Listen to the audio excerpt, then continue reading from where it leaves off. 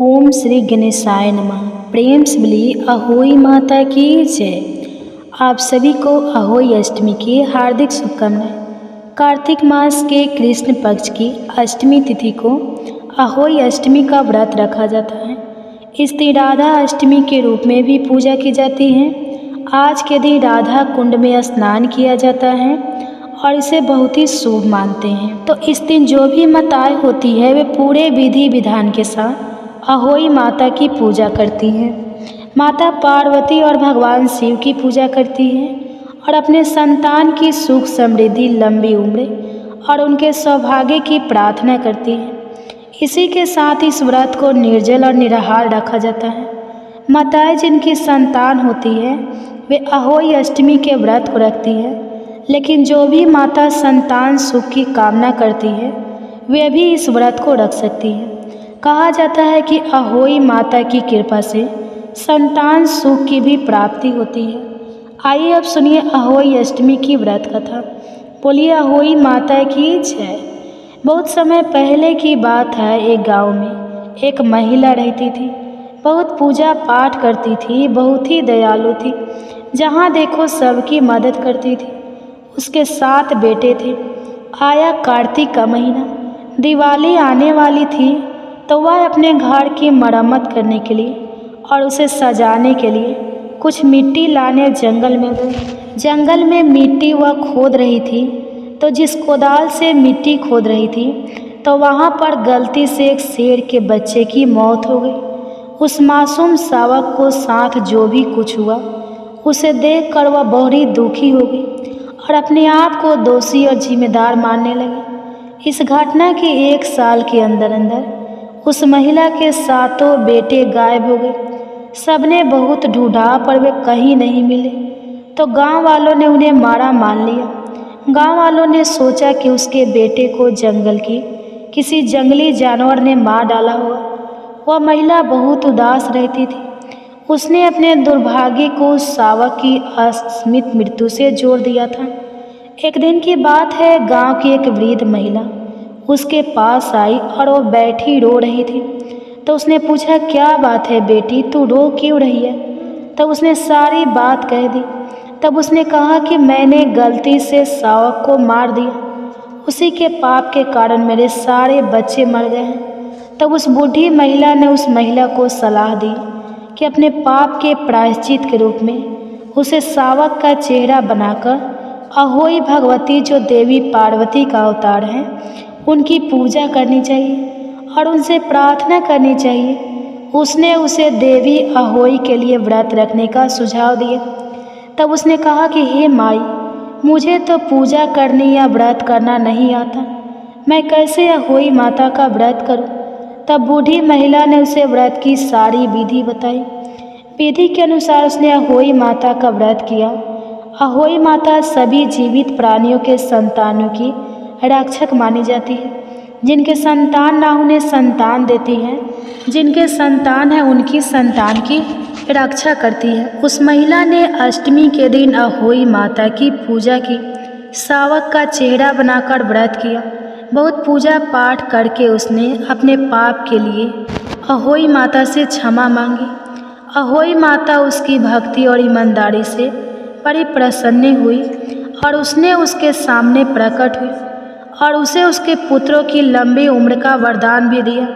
जल्दी ही उसके 7 बेटे जीवित होकर घर लौट आए। उस दिन के बाद से हर वर्ष कार्तिक मास के कृष्ण पक्ष की अष्टमी के दिन माता अहोई भगवती की पूजा की जाने लगी। इस दिन माताएं अपने बच्चे की सलामती के लिए अहोई माता से प्रार्थना करती हैं और व्रत करती हैं। हे अहोई माता, सबके बच्चे की रक्षा करना, सबके परिवार में खुशहाली देना। बोलिए अहोई माता की जय। अब सुनिए अहोई व्रत की दूसरी कथा। पौराणिक कथा के अनुसार एक साहूकार के 7 बेटे थे और एक बेटी थी। साहूकार ने अपने 7 बेटों और बेटी की शादी कर दी। अब उसके घर में 7 बेटों के साथ साथ बहुएं भी। साहूकार की बेटी दिवाली पर अपने ससुराल से मायके आई हुई थी। दिवाली पर घर को लिपना था, इसलिए सारी बहुएं जंगल से मिट्टी लेने के लिए गई। यह देखकर अपने ससुराल से मायके आई हुई साहूकार की बेटी भी उनके साथ चली गई। साहूकार की बेटी जहाँ पर मिट्टी खोद रही थी, उस स्थान पर स्याह यानी कि शाही अपने 7 बेटों के साथ रहती थी। मिट्टी खोदते हुए गलती से साहूकार की बेटी की खुरपी के चोट से स्याह का एक बच्चा मर गया। इस पर क्रोधित होकर स्याह ने कहा कि मैं तुम्हारी कोख बांधी। स्याह के वचन को सुनकर साहूकार की बेटी अपनी 7 भाभियों से एक एक कर विनती करती है कि वह उसके बदले अपनी कोख बंधवा ले। सबसे छोटी भाभी ननद के बदले अपनी कोख बंधवाने के लिए तैयार हो जाती है। इसके बाद छोटी भाभी के जो भी बच्चे होते हैं वे 7 दिन बाद मर जाते हैं। और 7 पुत्रों की इस प्रकार मृत्यु होने के बाद उसने पंडित जी को बुलवाकर उसका कारण पूछा, तो पंडित जी ने सुरही गाय की सेवा करने की सलाह दी। सुरही सेवा से प्रसन्न होती है और छोटी बहू से पूछती है, तू किस लिए मेरी इतनी सेवा कर रही है और वह उससे क्या चाहती है? तो कुछ तेरी इच्छा हो वह मुझसे मांग ले। साहूकार की बहू ने कहा कि स्याह माता ने मेरी कोख बांध दी है, जिससे मेरे बच्चे नहीं बचते हैं। यदि आप मेरी कोख खुलवा दो तो मैं आपका उपकार मानूंगी। गाय माता ने उसकी बात मान ली और उसे साथ लेकर 7 समुंदर पार स्याह माता के पास ले चली। रास्ते में थक जाने पर दोनों आराम करने लगती हैं।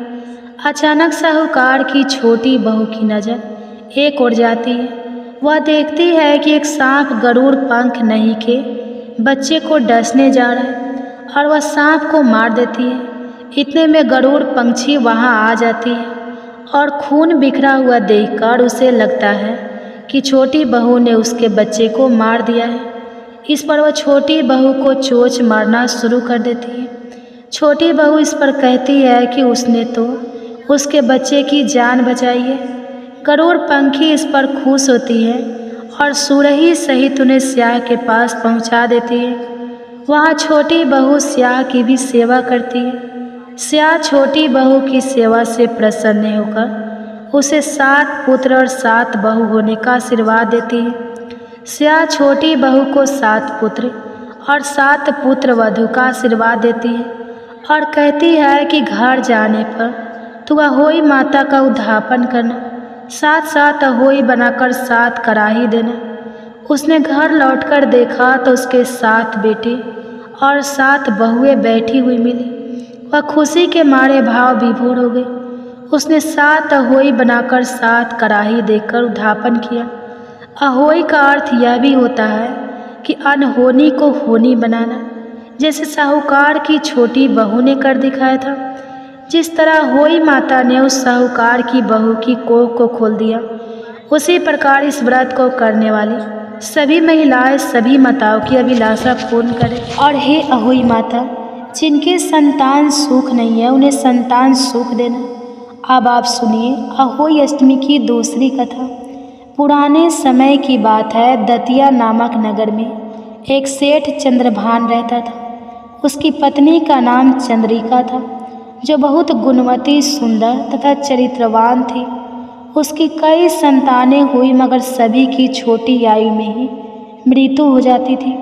संतानों के इस तरह मरते रहने के कारण पति पत्नी बहुत दुखी थे तथा उन्हें चिंता थी कि उसकी मृत्यु के पश्चात उनका वंश कौन चलाएगा। एक दिन दोनों ने सोचा कि हम सब कुछ त्याग कर जंगलों में निवास करें, और यह सोचकर वे सब कुछ छोड़कर जंगल की ओर चल पड़े।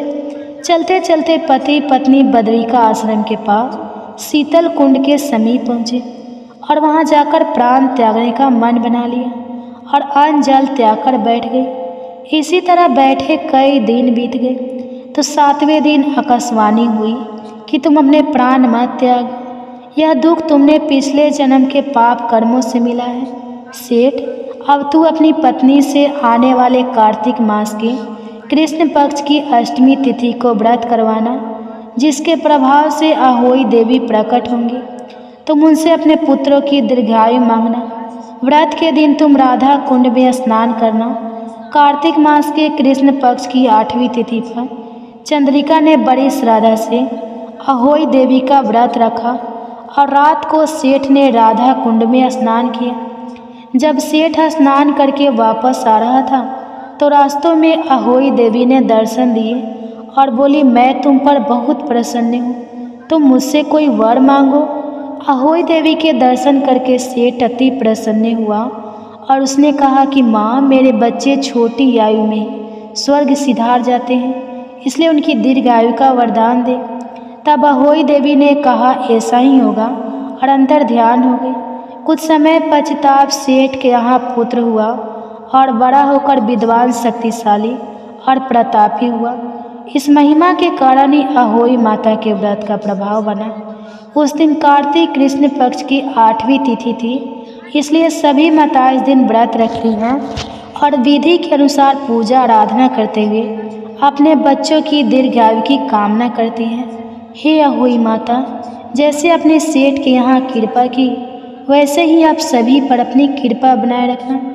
अब आप सुनिए गणेश भगवान की कथा। एक समय की बात है, विष्णु भगवान का विवाह लक्ष्मी जी के साथ निश्चित हो गया। विवाह की तैयारियां होने लगी। सभी देवताओं को निमंत्रण भेजे गए, परंतु गणेश जी को निमंत्रण नहीं दिया। कारण जो भी रहा हो, अब भगवान विष्णु की बारात जाने का समय आ गया। सभी देवता अपनी पत्नियों के साथ विवाह समारोह में आए। उन सब ने देखा कि गणेश जी कहीं दिखाई नहीं दे रहे हैं।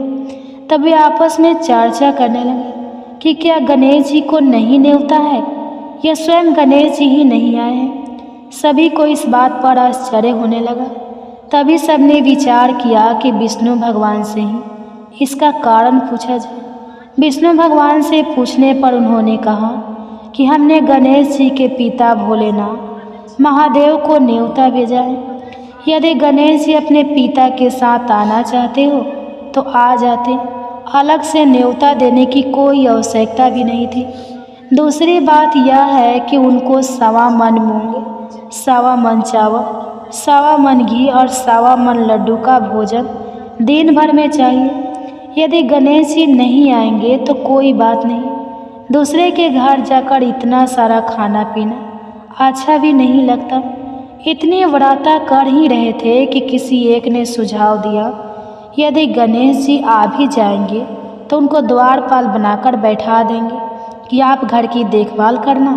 अब तो चूहे पर बैठकर धीरे धीरे चलोगे तो बारात से बहुत पीछे रह जाओगे। यह सुझाव भी सबको पसंद आ गया, तो विष्णु भगवान ने भी अपनी सहमति दे दी। क्या था, इतने में गणेश जी वहाँ पहुँचे और उन्हें समझा बुझाकर घर की रखवाली करने बैठा दिया। बारात चल दी। तब नारद जी ने देखा कि गणेश जी तो दरवाजे पर ही बैठे हुए हैं, तो वे गणेश जी के पास गए और रुकने का कारण पूछा। गणेश जी कहने लगे कि विष्णु भगवान ने मेरा बहुत अपमान किया है।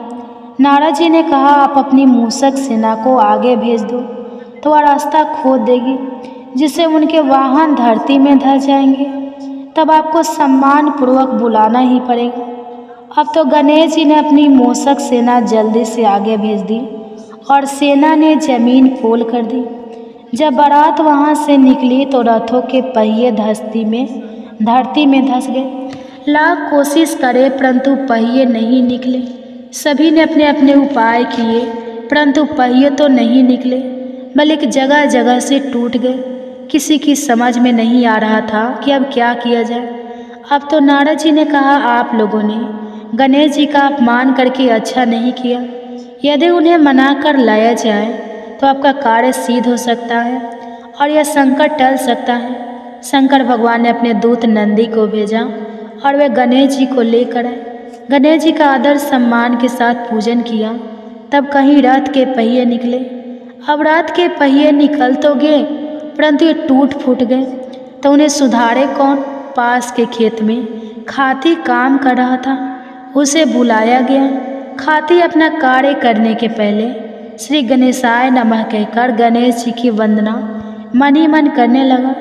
देखते ही देखते खाती ने सभी पहियों को ठीक कर दिया। तब खाती कहने लगा कि हे देवताओं, आपने सर्वप्रथम गणेश जी को नहीं मनाया होगा और ना ही उनका पूजन किया होगा, इसलिए तो आपके साथ यह संकट आया है। हम तो मूर्ख अज्ञानी हैं, फिर भी पहले गणेश जी को पूजते हैं, उनका ध्यान करते हैं। आप लोग तो देवतागण हैं, फिर भी आप गणेश जी को कैसे भूल गए?